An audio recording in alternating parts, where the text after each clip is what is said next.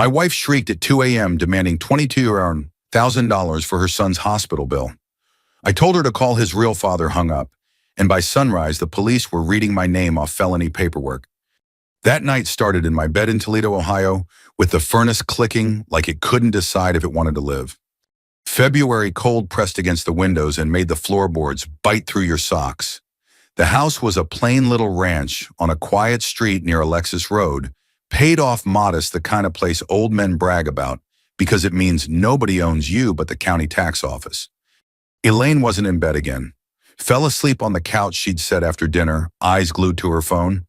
The other side of the mattress was empty and cool, and I told myself not to read into it. 17 years of marriage teaches you how to swallow questions. My phone buzzed on the nightstand. Once, twice. Then the screen lit up, Elaine. I checked the clock, 2:17 a.m. I answered, Frank. She hit me with panic. Frank, oh my God, Kyle's in the hospital. He's hurt bad. They're saying he might have to just suffer through the night if we don't pay the deposit. In the background, fluorescent hum, a PA system, wheels squeaking on tile.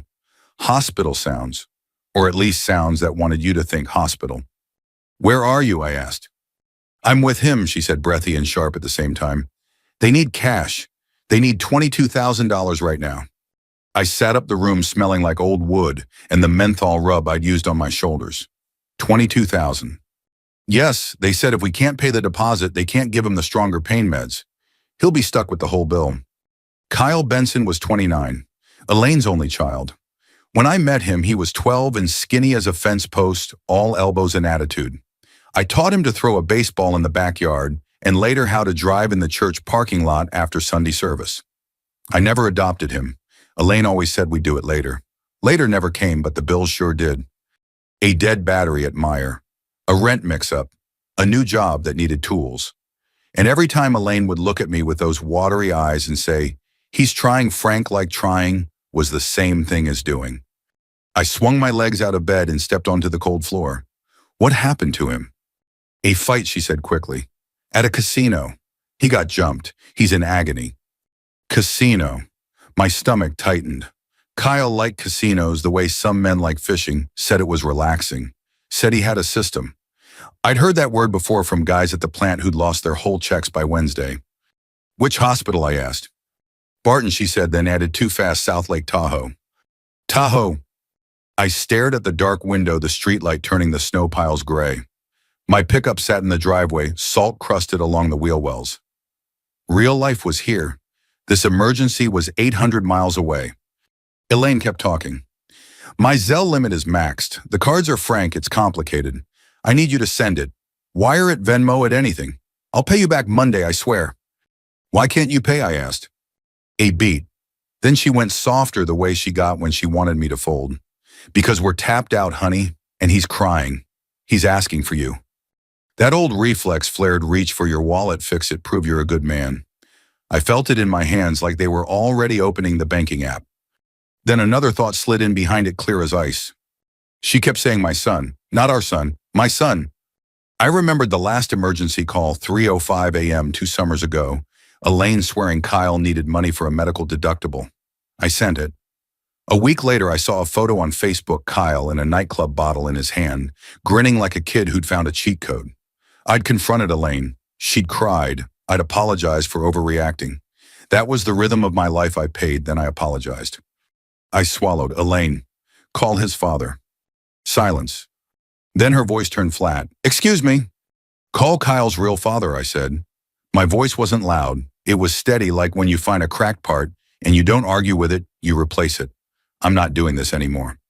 Frank, that man is not in our lives. And I am, I asked. Because right now you're talking to me like I'm a debit card. How can you say that when he's in a hospital bed, she snapped. How can you demand $22,000 at 2 a.m, I said, and refuse to explain anything besides pay? He needs help. You're his family. Her voice climbed into a scream. In the background, someone said, ma'am, please. And Elaine plowed right over it. If you don't send it, he'll suffer all night. My hand tightened around the phone. I pictured my pension file in the drawer. The paid-off house, the quiet life I'd earned one shift at a time. I pictured every time I'd said yes because guilt was easier than fighting. I exhaled slow. I'm going back to sleep. Frank, go sick to your own. Call his real father, I repeated. Good night, Elaine. I ended the call. My heart was thumping, but underneath it was an empty space where guilt usually lived. I powered the phone off black screen, no more buzzing, and lay back down. The furnace clicked. The house settled. Outside, somewhere down the block, a plow scraped the street like sandpaper. And I slept, like a man who finally put down a box he'd been carrying for years. I woke up to sunlight slicing through the blinds and the smell of stale coffee from the timer I'd forgotten to reset. For about 5 seconds, my mind was empty. Then the memory of the call slid back in cold and sharp. I sat on the edge of the bed, feet on the same cold floor, and felt something unfamiliar lightness. No buzzing phone, no knot in my chest, just quiet. I showered, shaved, and put on my work hoodie, even though it was my day off. Old habit. When you've worked a plant floor for 35 years, you dress like you might get called in. I was pouring coffee when my phone lit up again. Unknown number. I let it ring. It stopped. Then rang again. Same number. I answered, Frank Whitmore. Mr. Whitmore, a man said, calm and practiced. This is Officer Daniel Rizzo with the Dearborn Police Department in Michigan. Are you the stepfather of Kyle Benson? The mug paused halfway to my mouth. I'm married to his mother, I said. Why is Dearborn calling me? There was a soft rustle of paper. Your name came up during an incident report from last night. Mr. Benson was detained following an altercation at a casino parking structure. During booking, we discovered irregularities related to a line of credit opened using your identifying information. The coffee tasted burnt. What kind of irregularities? A casino marker, he said. $50,000. Your name and social security number were used as guarantor. My kitchen felt suddenly smaller.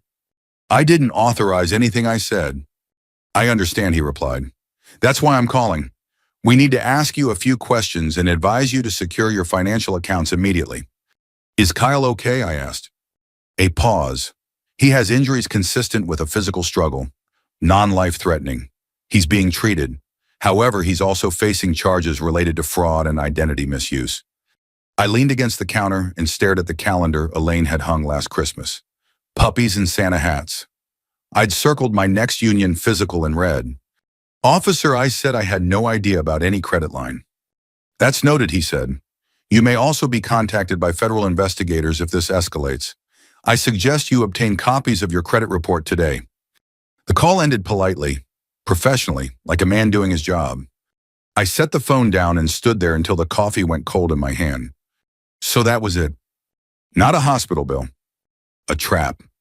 I grabbed my laptop and logged into my credit monitoring account, the one I'd signed up for after a coworker had his identity stolen by his own nephew. Back then, I'd told Elaine, can't be too careful. She'd smiled and said I worried too much. The screen loaded. 3 soft inquiries in the last month.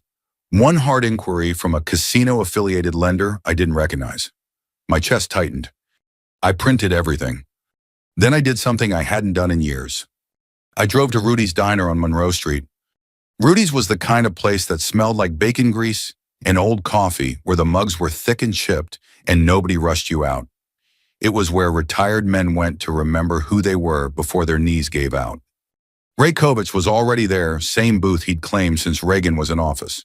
He wore his brown jacket with the frayed cuffs and had his glasses perched halfway down his nose, reading the sports page like it still mattered. Frank, he said, folding the paper. You look like hell. Morning to you too, I said, sliding into the booth. I set the printouts between us. Ray didn't touch them at first. He just looked at my face. This about Elaine's boy. I nodded. He finally picked up the papers, scanning slow, methodical, the way he used to audit suppliers when he was still on the job. His jaw tightened with every page. This wasn't sloppy, he said after a minute. This was planned. My stomach dropped. Planned how? Look at the dates, he said, tapping the paper. Soft pulls first, someone checking limits, then the hard inquiry. You don't do that unless you expect approval. I thought about Elaine's late nights on the couch phone, glowing in the dark. He couldn't have done this alone. Ray took off his glasses. Frank, who has your documents? The diner noise faded, forks clinked somewhere far away. My wife, I said. Ray didn't look surprised. Then listen to me carefully. You don't confront anyone yet. You protect yourself. I rubbed my hands together. My fingers were cracked from winter air and factory solvent. Protect how? You freeze accounts. You pull full reports. You document everything he said. And you don't let guilt make decisions for you. Guilt, that word sat between us like an old enemy. Ray leaned back. Casino markers aren't like credit cards. They're closer to personal loans. When they go bad, people get desperate. And when people get desperate, they drag whoever they can down with them. My phone buzzed on the table. Elaine. I didn't answer. A text followed, then another. Elaine, please call me. Elaine, this is serious, Elaine. They're saying things that aren't true. I turned the phone face down. Ray nodded once. Good. We finished our coffee in silence. When I stood to leave, Ray put a hand on my arm. Frank, whatever you think you know about this situation, assume it's worse. I drove home slower than usual every mile, giving my thoughts room to stretch. Back in my living room, I opened the filing cabinet Elaine and I shared. Insurance papers, tax returns, medical statements, everything neat, everything labeled in her handwriting. At the back behind the homeowner's policy, I found an envelope I didn't recognize. Inside were copies of my social security card, my driver's license, and a pre-approval letter addressed to me dated 3 weeks earlier. My knees went weak. That's when my phone rang again. Different number this time. I answered. Mr. Whitmore, a woman said, voice tired but kind. This is Special Agent Karen Lewis with the U.S. Attorney's Office. We need to schedule an interview. I closed my eyes. About what I asked, though I already knew. About protecting you, she said, and understanding who thought using your name was safe. I hung up and stared at the wall. Elaine had said it herself. Safer name. I sat there until the furnace kicked on again, the sound filling the house like a warning bell. Whatever this was, it was bigger than a hospital bill. And it wasn't over. I didn't confront Elaine that night. That was the hardest part. Every instinct in me wanted to walk into the living room, drop the envelope on the coffee table, and ask her one simple question. Why? But Ray's voice kept looping in my head. Protect yourself first. So I did what inspectors do. I observed. I documented. I waited. Elaine came home around 7, snow melting off her boots, cheeks flushed like she'd been crying or yelling or both. She didn't look at me when she set her purse down. Kyle's stable, she said too quickly. They finally got him comfortable. I nodded. Good. She hovered, waiting for more. When nothing came, she filled the silence herself. The police are blowing things out of proportion. Casinos do this all the time. Kyle just signed some paperwork he didn't understand. I kept my eyes on the TV, a rerun of Jeopardy I'd already seen. Uh-huh. Her shoulders stiffened. Frank, you're acting strange. I turned to her then. Am I? She studied my face like she was checking for a fever. You didn't even ask how bad he's hurt.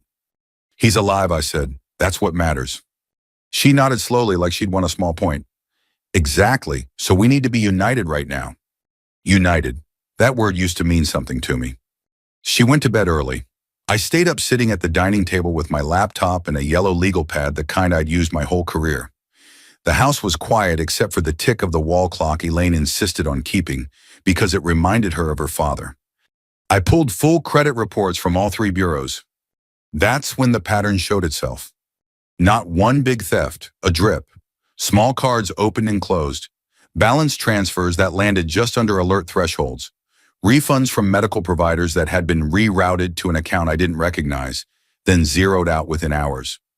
I traced the account. Elaine's maiden name was on it.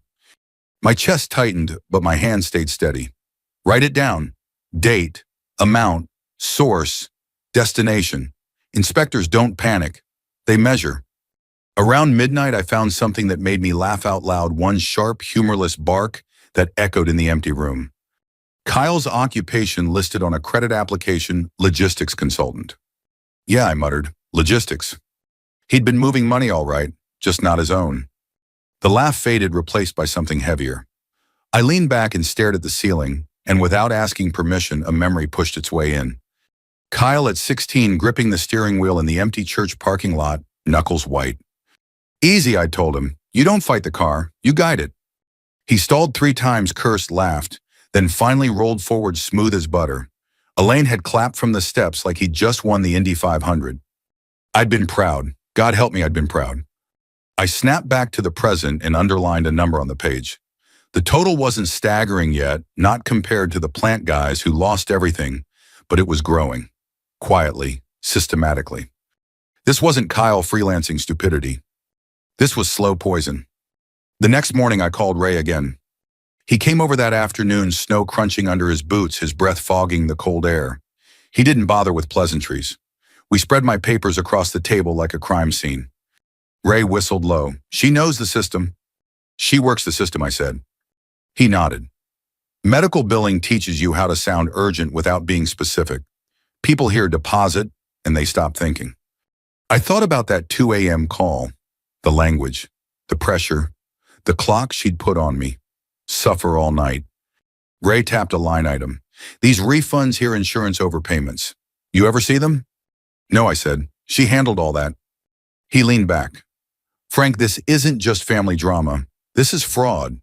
And if you don't separate yourself now, you'll be standing next to them when it collapses. That word again, separate. After Ray left, Elaine called me into the kitchen. She was holding her phone with both hands like it weighed something. They're saying Kyle might need surgery, she said. The hospital won't schedule it without a deposit. Which hospital, I asked. She blinked. What? Which hospital, I repeated. Her mouth opened, then closed. I'd have to check. I nodded. Do that. She stared at me, suspicion finally cracking through the panic. Why are you asking like that? Because every time you ask me for money, I said evenly, the details get fuzzy. Her eyes flashed. Are you accusing me of lying? I'm saying I'm done sending money without answers. She crossed her arms, defensive now. You've changed. No, I said. I stopped. She scoffed and walked away. That night after she fell asleep, I took my phone into the garage. The smell of oil and cold metal grounded me. I called my bank and froze every joint account. I changed passwords, I ordered new cards, all legal, all quiet. Before hanging up, I checked my voicemail. One new message, Kyle's voice, slurred angry. You think you're better than us now? Mom said you'd pull this. You always do this when things get hard. I deleted it. Standing there in the garage, staring at the pegboard of tools I'd bought with honest money, something settled in my chest. This wasn't about revenge. It was about survival. And I finally understood what Ray meant. I wasn't just the safer name. I was the anchor they planned to drown with. Elaine didn't yell after that. She shifted. That's how you know someone's scared, not when they get loud, but when they get careful. The next few days, she became sweetness itself. Cooked dinners I hadn't asked for. Touched my arm when she passed. Left the TV on low with old movies she knew I liked. It felt rehearsed, like watching someone follow instructions they didn't write. I played my part, ate the food, nodded at the right places, slept on my side of the bed. Inside, I was locking doors. On Tuesday morning, I went to the credit union on Central Avenue and asked to speak with a manager I'd known for years. Linda had gray hair and a voice that could cut through noise on the plant floor. I need to protect my pension, I told her. She didn't ask why. She slid a form across the desk and said, You wouldn't believe how often this comes up. That afternoon, I filed for a legal separation. Not divorce, separation. It mattered. Divorce would have forced everything into the open before I had my footing. Separation gave me space, financial and legal, without tipping my hand.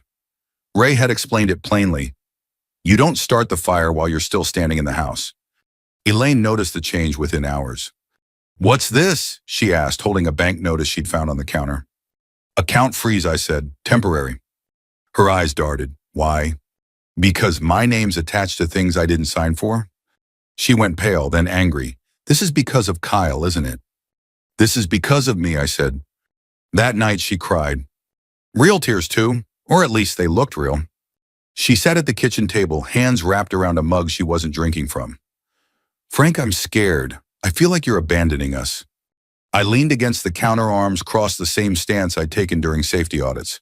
Listen, don't interrupt. God tells us to forgive, she said softly. Families don't turn their backs. I felt it then, that old pull, the urge to fix things, to smooth it over, to be the steady one so everyone else could wobble. I'm not turning my back, I said. I'm stepping out of the way. She looked up sharply. What does that mean? It means I'm done being used, I said, and I'm done being lied to. Her mouth trembled. You don't know the whole story. I know enough, I said. She reached for my hand. I didn't pull away, but I didn't squeeze back either. Her skin felt cold. Frank, she whispered. You've always been the safer name. There it was. She froze the second the words left her mouth. I didn't react, didn't raise my voice, didn't ask her to repeat it. I just nodded once like I'd heard a machine make a sound that told me exactly where the fault was. She knew what she'd said. I stood up. I'm going for a drive. I took the long way to the river past the old warehouses and the VFW hall with the faded flag out front. The radio crackled with farm reports and an ad for replacement windows. Normal sounds. Anchors. In the parking lot, I sat in my truck and let the recorder run. Not because I planned to trap her, because I needed to remember what truth sounded like. Over the next week, I kept my movements boring and predictable. Work, diner, home. No confrontations, no accusations. Behind the scenes, I gathered statements, emails, account histories. Ray helped me organize it into a timeline that read like a slow-motion fall. Kyle's gambling wasn't new. It went back 3 years. Online first, then regional casinos. Small wins, bigger losses. Elaine had covered early debts with refunds and transfers. When that wasn't enough, she moved to credit. When credit hit limits, she escalated. She hadn't just used my name. She'd planned around it. Friday evening, Elaine asked if I'd go with her to church on Sunday. I think we need God right now, she said. I looked at her for a long moment. We need honesty, I said, but I'll come. The sanctuary smelled like old wood and lemon cleaner. People smiled at us the way they always had. A few patted my shoulder. Praying for your boy, someone said. During the sermon, Elaine leaned against me, crying quietly. I stared straight ahead, listening to the pastor talk about stewardship and truth. The irony didn't escape me. Afterward, in the parking lot, Elaine pulled me aside. They're pressuring me, she said. The hospital, the casino, everyone. I know, I said. She searched my face. Will you help us? I shook my head. I'm helping myself. Her expression hardened. You're going to ruin us. No, I said. You already did that. I'm just refusing to help hide it. That night, my phone rang. Unknown number. I answered. Frank Whitmore. This is Special Agent Lewis, the woman said. We're ready to schedule your interview. And for what it's worth, you did the right thing by freezing your accounts. I hung up and sat in the dark living room, the clock ticking on the wall. Elaine was upstairs packing something, or pretending to. I didn't feel victorious. I felt steady. The slow burn was almost over. The federal building in Detroit smelled like floor wax and winter coats. It was the kind of place designed to drain emotion out of people. Beige walls, low ceilings, no windows where you'd want them. Justice wasn't meant to be dramatic. It was meant to be final. Elaine walked in 10 minutes late, heels clicking too loud for the room. She wore a navy coat she'd bought last fall with money I recognized from a medical reimbursement. Her hair was perfect. Her eyes were red enough to look convincing. Kyle came in through a side door with a public defender at his elbow. He looked smaller than I remembered. Puffy face, split lip, rib brace under his jacket. He wouldn't meet my eyes. I sat alone on the hard bench, folder on my lap, hands folded the way I'd learned to sit during disciplinary hearings at the plant. Calm, still, prepared. When the judge entered, the room stood. Chairs scraped. Someone coughed. This was it. The prosecutor spoke first. Calm voice, clean timeline. Casino markers opened under my name. Credit cards tied to my social security number. Refunds routed through accounts I didn't control. Recorded calls, bank statements, dates, amounts. Paper doesn't care about feelings. Elaine shifted in her seat when her maiden name came up. She leaned toward her attorney, whispering too fast. Kyle stared at the floor. Then my name came up. Mr. Whitmore, the judge said, peering over his glasses. You are listed on multiple documents as a guarantor. Did you authorize any of these accounts? No, Your Honor, I said. My voice didn't shake. I didn't know they existed until last week. The judge nodded. And when you discovered them? I froze my accounts. I reported the activity. I cooperated fully. The prosecutor stood. Your Honor, we'd like to introduce Exhibit D. A man stood from the back of the room. Mid-50s, broad shoulders, work boots, nervous hands. This is Derek Benson, the prosecutor said. The biological father of Kyle Benson. Elaine's head snapped up. Kyle finally looked at someone. Derek cleared his throat. I've been paying child support since Kyle was born, he said. I tried to stay in contact. Elaine changed numbers.